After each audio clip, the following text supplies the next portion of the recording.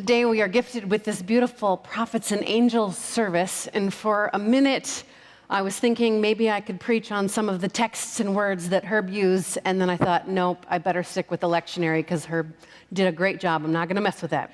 So today we will be hearing from Luke chapter 1.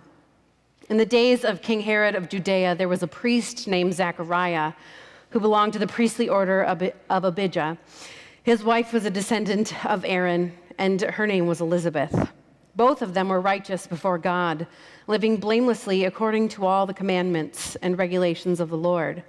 But they had no children because Elizabeth was barren, and both were getting on in years. Then there appeared to Zechariah an angel of the Lord, standing at the right side of the altar of incense. When Zechariah saw him, he was terrified, and fear overwhelmed him. But the angel said to him, "Do not be afraid, Zechariah, for your prayer has been heard. Your wife Elizabeth will bear you a son, and you will name him John." Zechariah said to the angel, "How will I know this is so? For I am an old man, and my wife is getting on in years." The angel replied, "I am Gabriel.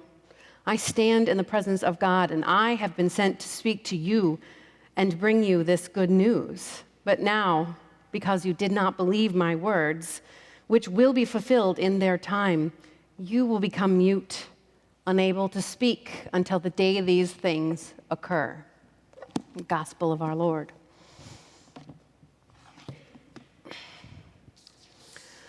This text is another story of waiting. It's appropriate for this season of Advent in our eager anticipation of the birth of Christ. But when the news is told to Zechariah that he will be having a son, he didn't believe. And even though the miracle still happened as it was promised, Zechariah was silenced as he waited for his son to be born. I'd like to ask us to take a minute to put ourselves into the shoes of Zechariah. Sandals, likely, so we'd be a little chilly right now, but seriously. The text for today leaves out the part, I changed that part. Zechariah didn't believe the angel of God's message about his wife bearing a son, and so he was silenced. And I wonder what we have been refusing to believe in our own lives. What has God been trying to tell us that we have refused to honor? And how has that, in effect, made us silent? Not literally silent, because if I was ever literally silent, I would be taken straight to the hospital because I even talk in my sleep. But I know that I've become silent in other ways, for lack of listening to what God is trying to tell me. Now, God's messages aren't always these brilliant, beautiful angel Gabriel revealing a new child born to you in direct words to your face. Sometimes God's messages are in a growing movement in your world or challenges that you might be facing with your family. Sometimes God might be asking you to do difficult things, to get out of your comfort zone, to make the mission of Christ a reality in our world. And yet, over and over, we choose comfort. I do it, time and time again. This is too hard. I'm done caring. God will make it happen without me. And then, whatever the issue is, it loses an important part of what was going to make a difference in this world. The contributions of that person fall silent, even if the voice has not been physically quieted.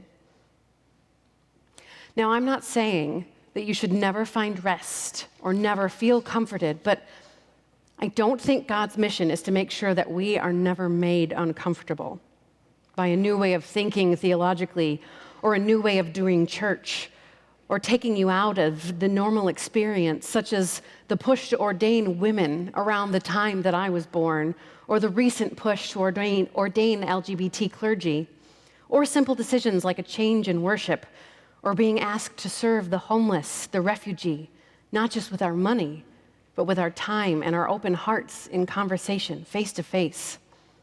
Many of these things make a lot of us really uncomfortable. Really. And it's the same for me too. when I've been asked to consider a new call, a new place to live, a new church, discerning and deciding has been emotionally crippling for me.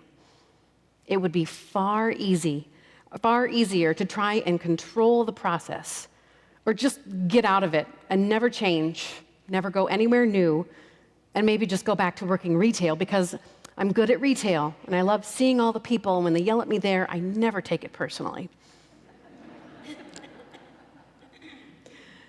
But God is not calling us to what's easy, because it's not easy to believe that God sent his only Son to earth to live and die.